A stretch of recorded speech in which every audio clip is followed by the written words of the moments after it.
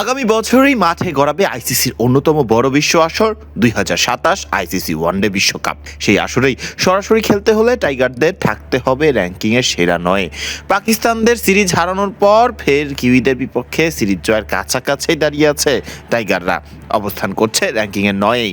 প্রশ্ন থাকতে পারে, কিউইদের হারিয়ে দিলেই কি উঠে যাবে র্যাঙ্কিংয়ের এক ধাপ উপরে? র্যাঙ্কিংয়ে 9 অবস্থান করা টাইগাররা মোটেও সুযোগ পাচ্ছে না স্বস্তিতে বসে থাকার। কেননা আইসিসির ওয়ানডে র্যাঙ্কিংয়ে বাংলাদেশের ঘাড়েই নিঃশ্বাস ফেলছে ক্যারিবিয়ানরা। যেখানে বাংলাদেশের রেটিং পয়েন্ট 81, সেখানে বাংলাদেশের নিচে থাকা ওয়েস্ট ইন্ডিজের রেটিং পয়েন্ট 77।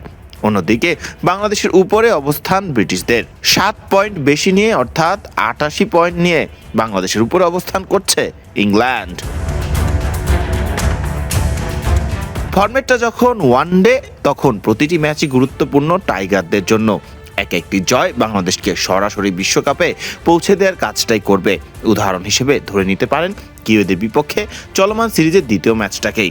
প্রথম ম্যাচে হারা টাইগাররা দ্বিতীয় ম্যাচ জিতে শুধু সিরিজের সমতা আনেনি, এনেছে র্যাঙ্কিংয়ে 2টি বেশি পয়েন্টও, যা ওয়েস্ট ইন্ডিজের সাথে বাংলাদেশের পয়েন্টের ব্যবধানটা বাড়াতে সাহায্য করেছে।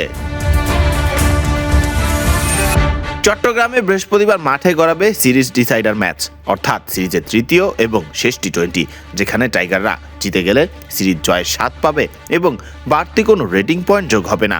উন্নতি হবে না র্যাঙ্কিংয়েও, যদিও হেরে গেলেও নিচের দিকে যেতে হবে না বাংলাদেশকে। তবে দ্বিতীয় ম্যাচে জেতার পর পাওয়া সেই 2 রেটিং পয়েন্ট সহ হারাতে হবে আরও 2 পয়েন্ট। ফলে কিউইদের বিপক্ষে চট্টগ্রামে ওয়ানডে ম্যাচটি নিয়ে কোনো প্রকার সন্দেহ ছাড়াই বলা যায়, শুধু সিরিজ জিততেই মাঠে নামবেন না লিটন শান্তরা। এ লড়াই যেন শুধু সিরিজ জেতার নয়, নিজেদেরকে 2027 বিশ্বকাপের আগে র্যাঙ্কিংয়ে শক্তপোক্ত অবস্থানে রাখারও।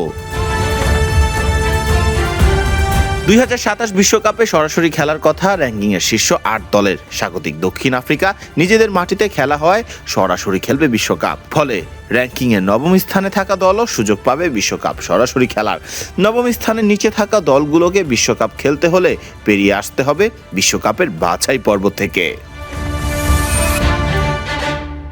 যদি ধরে নেওয়া হয় 9-এর নিচে থাকা বাংলাদেশকে খেলতে হবে বিশ্বকাপের বাছাই পর্ব, সেক্ষেত্রেও খুব বেশি কঠিন পথ পাড়ি দিতে হবে না বাংলাদেশকে। তুলনামূলক সহজ দলের সাথেই বাংলাদেশকে খেলতে হবে বাছাই পর্বের ম্যাচগুলো।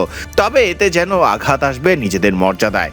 তাই তো বলা যায়, র্যাঙ্কিংয়ে সেরাদের কাতারে থেকেই বিশ্বকাপ মঞ্চে মাঠে নামবে বাংলাদেশ জাতীয় দলের ক্রিকেটারেরা।